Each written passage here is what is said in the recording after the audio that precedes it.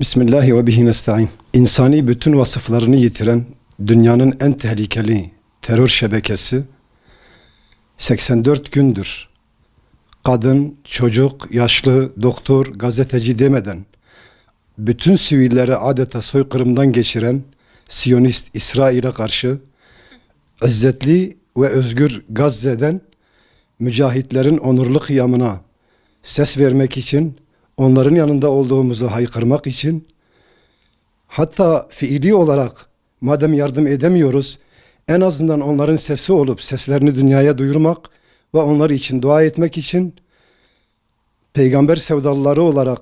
31 Aralık 2023 saat 12.30'da Mardin 15 Temmuz Şehitler Parkı'nda düzenleyeceğimiz mitinge